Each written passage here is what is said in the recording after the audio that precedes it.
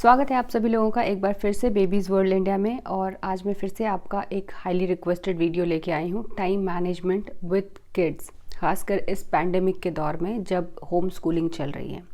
तो देखिए, section wise बात करेंगे और जो भी टिप्स मैं इस वीडियो में आप लोगों के साथ शेयर कर रही हूँ उन सभी को मैं अपने डेली लाइफ में भी फॉलो करती हूँ और उससे मुझे अपने टाइम को इफ़ेक्टिवली यूज़ करने में, उस टाइम मैनेज करने में बहुत आसानी होती है।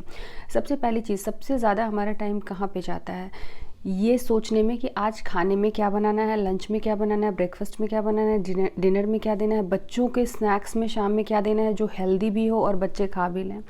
तो सबसे पहली चीज़, एक काम करो कि 10-15 आइटम्स के नाम जो आप डेली आपके खाने में बनता है उनके लिस्ट बना लो, ब्रेकफास्ट के, लंच के, डिनर के और स्नैक्स के। और ब्रेकफास्ट और स्नैक्स के अगर आप चाहो तो अपने लिए अलग और बच्चों के लिए अलग से लिस्ट बना के रख लो और फ्रिज के ऊपर या फिर किचन के किसी वॉल पे चिपका दो। अगर आप वॉल पे नहीं चिपकाना चाहते तो बस ऐसे इसको फोल्ड करके किसी ड्रॉर में, किचन के ड्रॉर में डाल दो, ताकि आप उसको खोलो और आपको फटाक से पता चल जाए कि आपको इसमें से क्या बनाना है।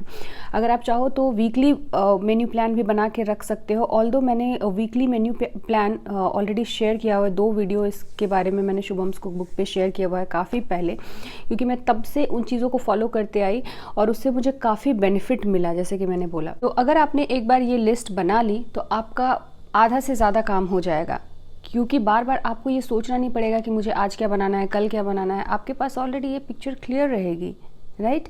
तो बार बार सोचने में आपका मेंटल एनर्जी खर्च नहीं होगा इसमें। और टाइम मैनेजमेंट में जितना फिज़िकल एनर्जी ज़रूरी है उससे कहीं ज़्यादा आपकी मेंटल एनर्जी भी ज़रूरी है, कि आप जिस चीज़ को एक बार में सोच के पूरे हफ्ते काम चला सकते हो, उस चीज़ के बारे में आप बार बार सोच के अपनी मेंटल एनर्जी लगा रहे हो। So one thing, meal plan ज़रूर बना के रखें, पूरे वीक का, पूरे मंथ का, या फिर जो भी आपको कंफर्टेबल लगे। दूसरी चीज़ है बच्चों की स्टडीज़। अगर आपका बच्चा ऑलरेडी स्कूल जा रहा है तो उसके एजुकेशन प्लान आपको उसकी टीचर्स ने मेल कर दिए होंगे, बता दिए होंगे, तो उन चीज़ों को आप एक बड़े बोर्ड पे उनके प्रिंट आउट्स लेके चिपका लो, ताकि आपका उस बारे में पिक्चर आपके दिमाग में क्लियर हो कि आपके बच्चे को क्या क्या चीज़ें स्टडी करानी है। वरना कई बार क्या होता है, हम सोचने लगते हैं बार बार, फिर उसकी डायरी पलट के देखते हैं, मेल्स चेक करते हैं और उसमें हमारा टाइम और एनर्जी दोनों ही लगता है। और अगर आपका बच्चा अभी स्कूल नहीं जा रहा है, प्री स्कूल की एज में है, आप उससे होम स्कूलिंग करवा रहे हो, चीज़ें सिखा रहे हो, तो भी आप एक वीकली प्लान बना लो। मैंने होम स्कूलिंग की वीकली प्लान के ऊपर भी वीडियो आई थिंक मैंने मार्च में ही शेयर किया था, जिस टाइम पे लॉकडाउन स्टार्ट हुआ था, और मैंने अपने बच्चों के लिए वो शीट्स उस तरह से बनाई थी जो कि मैंने आप लोगों के साथ भी शेयर की थी।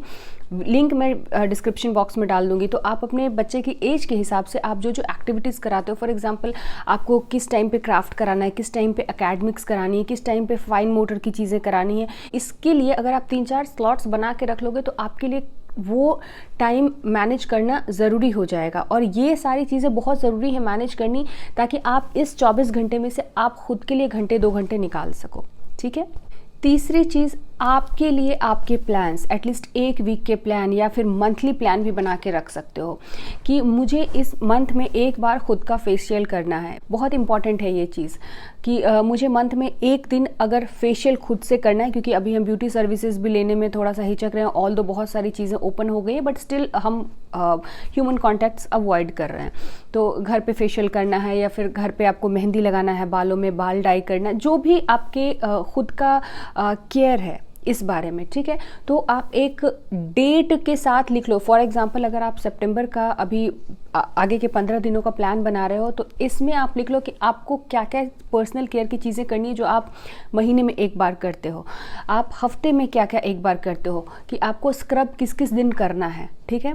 उसके लिए आपको क्या क्या चीज़ें लगेंगी। ये सब लिस्ट बनाने में आपको 2 से 3 घंटे का समय एक दिन लगेगा, लेकिन ये आपके लिए मतलब वरदान की तरह आप देखोगे तो आपको साबित होगा आपके टाइम मैनेजमेंट में। तो जब ये चीज़ें आप कर लोगे तो आप अपनी पर्सनल केयर भी सही से कर पाओगे। मैं ऐसा नहीं कह रही हूँ कि 100% इम्प्लीमेंट हो जाती हैं ये जो हम प्लान्स बनाते हैं, बट काइंड ऑफ 80% तो इम्प्लीमेंट हो जाती हैं जब उसको हम एक जगह पे नोट करके चिपका के रखते हैं।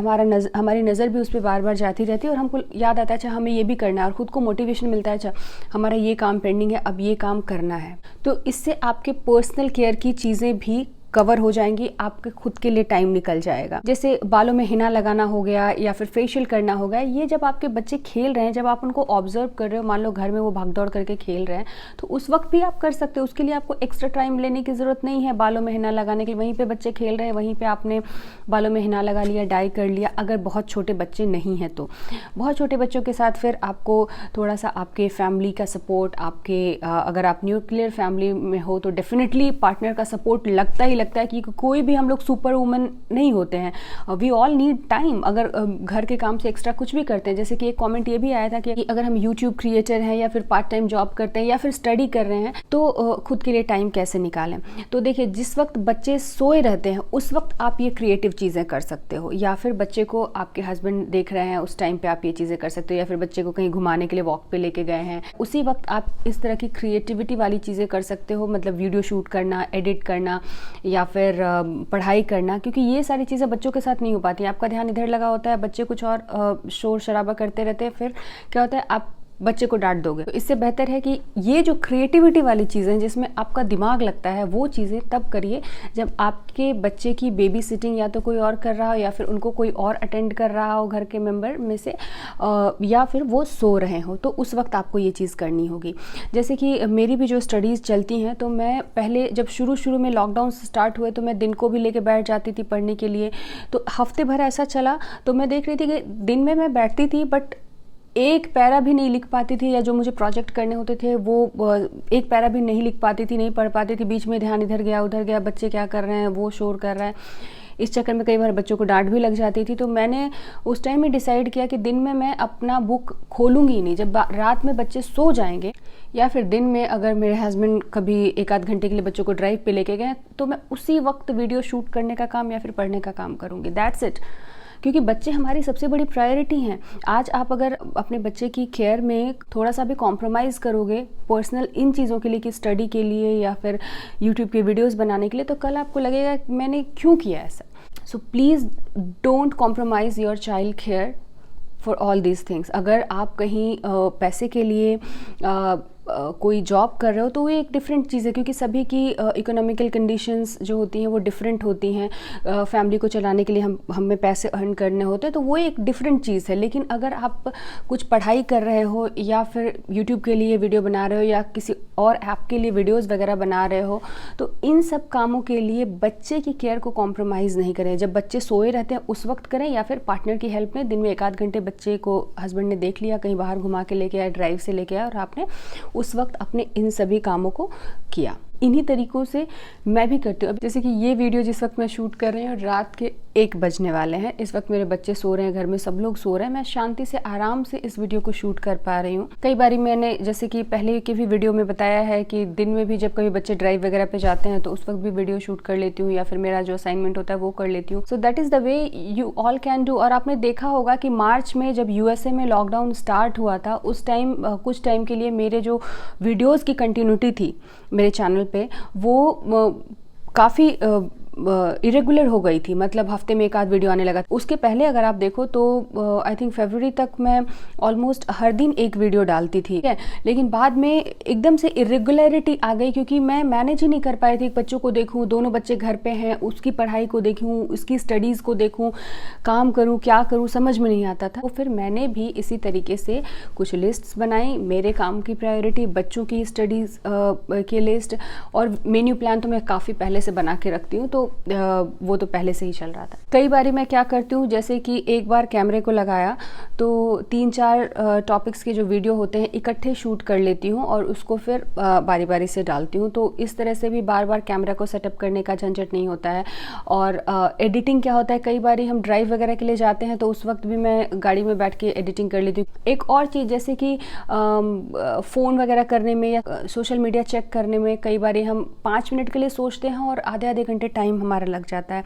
तो यहाँ पे भी आपको चेक रखना होगा कि अगर आप 5 मिनट के लिए सोशल मीडिया पे बैठे हो तो मेक श्योर कि 10 मिनट से ज़्यादा नहीं लगे, क्योंकि मोस्टली ऐसा होता है कि आप 5 मिनट के लिए बैठोगे और आधा घंटा आपका ख़त्म हो जाएगा। यहाँ पे भी आप एक चेक लगाओ, क्योंकि टाइम तो उतना ही है और उतने टाइम में आपको सारी चीज़ें करनी है। तो आपके अपने टाइम को प्रायोरिटी बेसिस पे खर्च करना पड़ेगा। इसी तरह से आप अपना टाइम मैनेज कर पाओगे और धीरे धीरे ये आपकी हैबिट में आ जाएगा। एक और चीज़, जैसे जो भी वेजिटेबल कटिंग वगैरह का काम होता है, वो काम मैं उस वक्त करती हूँ जब कभी मैं कोई डॉक्यूमेंट्री देख रही हूँ, कोई मूवी देख रही हूँ, तो उस वक्त मैं सब्ज़ी को भी लेके बैठ जाती हूँ, सब्ज़ी की कटिंग भी हो जाती है, मेरा एंटरटेनमेंट भी हो गया। एक जगह और आप टाइम मैनेज कर सकते हो कि जो फैमिली और फ्रेंड्स से जो आपको बात करनी हो, तो आप जब किचन का काम कर रहे हो उस वक्त आप फ्रेंड से बात कर लो। जैसे बर्तन धोते वक्त, कपड़े फोल्ड करते वक्त, उस वक्त फ़ोन लगा लिया और फैमिली और फ्रेंड से बात कर ली। तो इस तरह से आप अपने टाइम को बहुत ही ईजिली मैनेज कर पाओगे। और हाँ, किचन में एक छोटा सा नोटपैड और पेन ज़रूर रखें। कई बार क्या होता है कि हमारे किचन का कोई सामान ख़त्म हो गया, जैसे कोई स्पाइस ख़त्म हो गया, कोई मसाले ख़त्म हो गए, उस वक्त तो हमारे दिमाग में आया अच्छा ग्रॉसरी से हमको मंगवाना है, लेकिन जब हम ग्रॉसरी जाते हैं उस वक्त भूल जाते हैं, या लिस्ट बनाने लगते हैं उस वक्त भूल जाते हैं, और लिस्ट बनाते वक्त फिर हमारा 15 से 20 मिनट खर्च हो जाता है। ठीक है, इसके लिए क्या करो, जैसे ही आपने देखा कि वो चीज़ ख़त्म हो गई, तुरंत वहाँ पे नोट डाउन कर लो। और जब वीकेंड में या फिर मंथ एंड में जब भी आप अपनी ग्रॉसरी के लिए जाते हो, आपके पास ऑलरेडी लिस्ट रेडी रहेगा, आपको एक्स्ट्रा एफर्ट और टाइम उसमें डालने की ज़रूरत नहीं पड़ेगी, तो आप यहाँ पे भी थोड़ा सा समय बचा लोगे। And last but not the least, partner का हेल्प बहुत मायने रखता है, बहुत इंपॉर्टेंट होता है, बहुत ज़रूरी होता है खुद के लिए थोड़ा समय निकालने के लिए, क्योंकि बच्चे 24 आवर्स की ड्यूटी होते हैं। तो इस तरह से आप दोनों पार्टनर को साथ में चल के काम करना होगा। मेक श्योर कि आपके बच्चे का जो क्वालिटी टाइम है वो आप किसी भी तरह से कॉम्प्रोमाइज़ नहीं कर रहे हो। Thank you so much. I know ये वीडियो थोड़ा सा लंबा हो गया, लेकिन मुझे सारी चीज़ें एक्सप्लेन करनी थी, एंड आई होप अब आपके लिए भी टाइम मैनेजमेंट ईजी होगा। अगर आपको मेरे वीडियोस अच्छे लगते हैं तो please share it on your social media with your family, friend, and subscribe the channel. Thank you so much.